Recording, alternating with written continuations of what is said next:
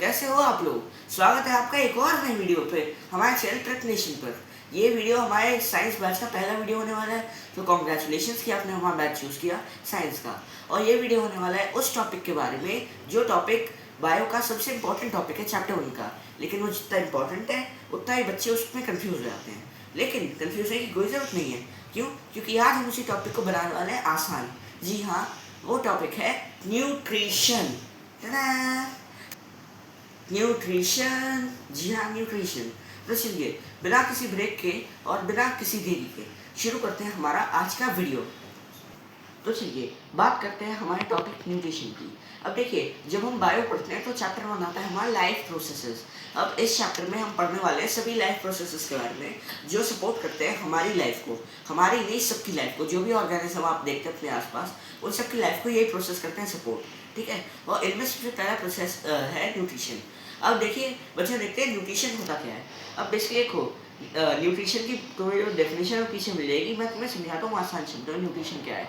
Nutrition है वो process जिसमें तुम खाना खाते हो, खाने को सिंथेसाइज करते हो और प्रोसेस करते हो, ठीक है। अब कई बच्चे क्या करते हैं, वो न्यूट्रिशन और न्यूट्रिएंट्स इन दोनों शब्दों में हो जाते कंफ्यूज। तो इनमें बिल्कुल हमें कंफ्यूज नहीं होना है। न्यूट्रिशन जिसमें आखिर में TIUN आया है, शन, ये है प्रोसेस। और न्यूट्रिएंट्स जिसमें आखिर में एंड्स आया है, वो है वो सब्सटेंसेस जो हम लेते हैं। अब शन से कैसे याद रखेंगे, कोई भी प्रोसेस होता है उसके एंड में ज़्यादातर शन आता है, जैसे कम्युनिकेशन, ट्रांसपोर्टेशन, इवेल्युएशन, एग्जामिनेशन।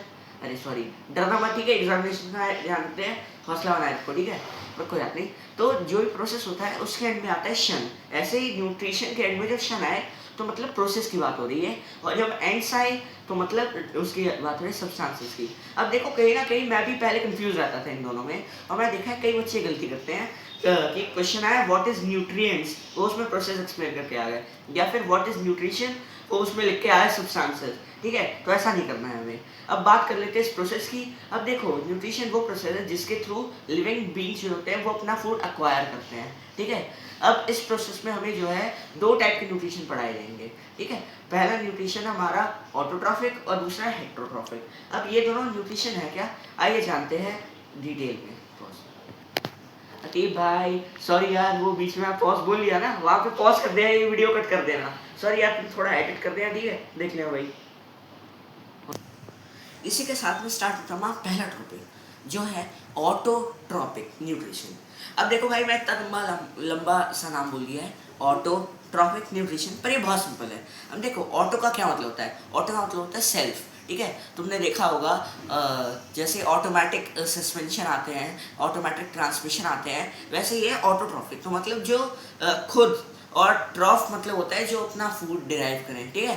तो ऑटोट्रॉफिक न्यूट्रिशन क्या है, तो बच्चों देखो, ऑटोट्रॉफिक वो न्यूट्रिशन है जिसमें कोई भी लिविंग ऑर्गेनिज्म जो है वो अपना खुद का फूड जो है खुद बनाता है, ठीक है।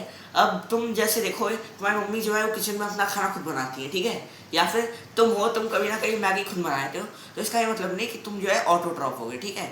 अब क्योंकि इसमें जो है वो खाना पहले से बना हुआ है, ठीक है।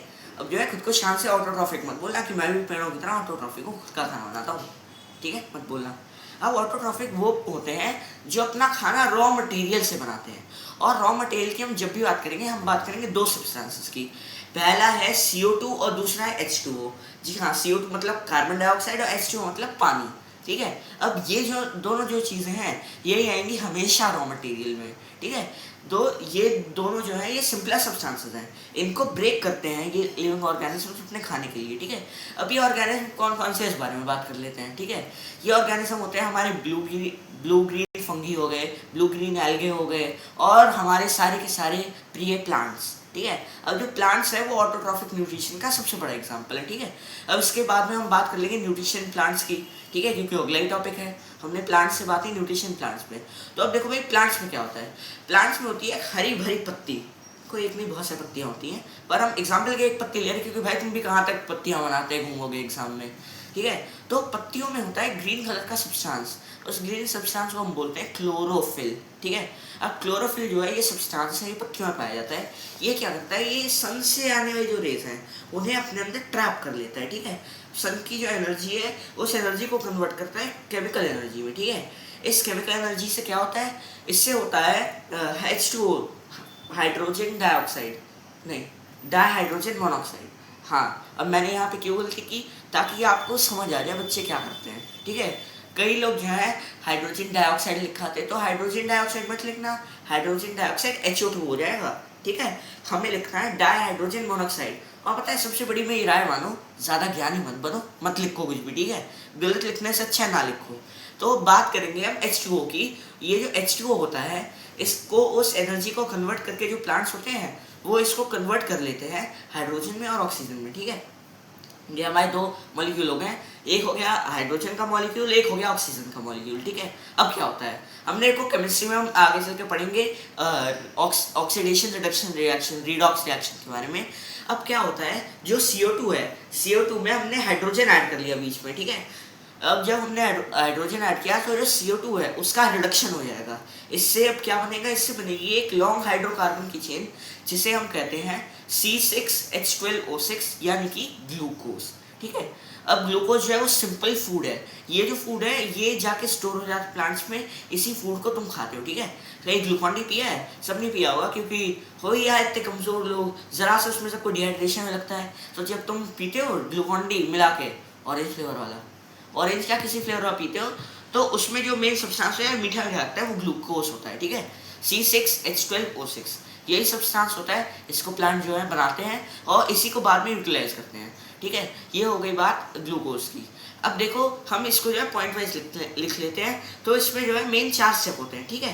पहला होता है trapping of sunlight by chlorophyll, step 1 autotrophic nutrition in plants का, ठीक है। सेकेंड स्टेप होता है breaking down of hydrogen molecule into hydrogen and oxygen, ठीक है।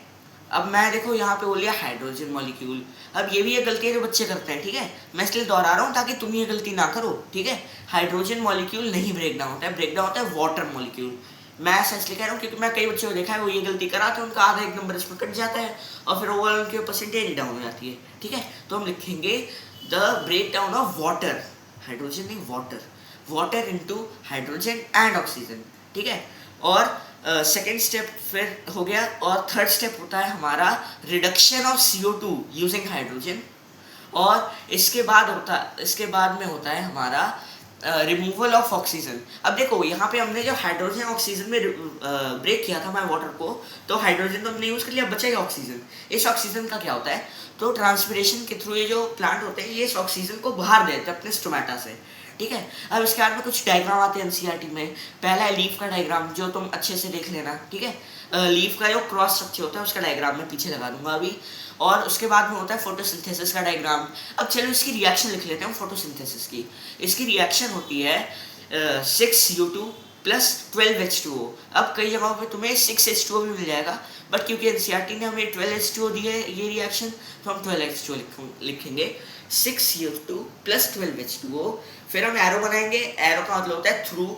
ऊपर हम लिखेंगे सनलाइट, नीचे लिखेंगे क्लोरोफिल। अभी हमने क्यों लिखा है, क्योंकि सनलाइट और क्लोरोफिल जो है प्रोसेस में मदद कर रहे हैं। ये दोनों क्या है, ये दोनों कैटलिस्ट हैं, ठीक है। जब हमने ये लिख लिया CO2 और H2O को हम मिलाते हैं, तो उधर साइड में हम लिखेंगे प्रोडक्ट साइड में C gives C6H12O6 plus 6O2 plus 12H2O। अब नहीं 12H2O, देखा एक और गलती पकड़ में आई।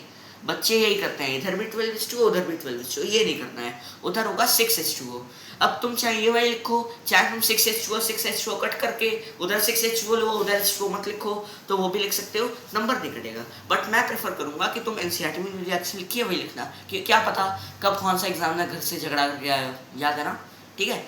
तो ये बात हो गई हमारा ऑटोट्रॉफिक न्यूट्रिशन की।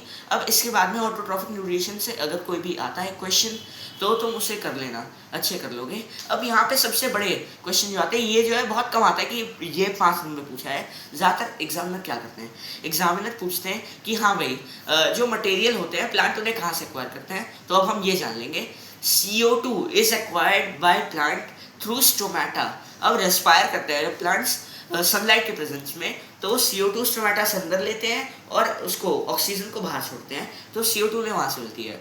एंड H2O यानी water is absorb through the roots of the plant, ठीक है। रोज सुबह तुम अगर अपने पौधों में पानी डालते होगे तो तुम्हें पता होगा कि जो प्लांट है वो पानी सोखते हैं, ठीक है। इसके बाद में वो अपना ग्लूकोज बनाते हैं। और इसके बाद में जो प्रोडक्ट होते हैं उनका क्या होता है, तो जो ग्लूकोज होता है वो स्टोर जाता है प्लांट के अंदर, लीफ में, स्टेम में, फ्रूट्स में, फ्लावर्स में, ठीक है, और यूज़ होता रहता है फिर टाइम के साथ साथ, और जो ऑक्सीजन होती है वो स्टोमेटा के थ्रू बाहर आ जाती है। तो यहाँ पे बात हुई हमारे ऑटोट्रॉफिक न्यूट्रिशन की। अब इसके बाद में अगर कोई भी टॉपिक, इस टॉपिक से क्वेश्चन आता है कि ऑटोट्रॉफिक न्यूट्रिशन या प्लांट न्यूट्रिशन डिफाइन करें, तो अब आपको ये टॉपिक क्लियर हो गया होगा। अब इसी के साथ में समाप्त होता है हमारा ऑटोट्रॉफिक न्यूट्रिशन। क्या हुआ भाई, बोर हो गए इतनी देर से बायो पढ़ते पढ़ते?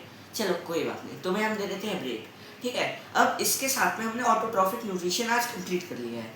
अब ऑटोट्रॉफिक न्यूट्रिशन के बाद में हम बचा है न्यूट्रिशन में एक टॉपिक, वो है हेटेरोट्रॉफिक न्यूट्रिशन। हेटेरोट्रॉफिक न्यूट्रिशन की हम बात करेंगे किसी और नई वीडियो में, ठीक है। तब तक के लिए मैं आपको देता हूँ ब्रेक, पार्ट 2 जल्दी आएगा, तब तक के लिए गुड बाय।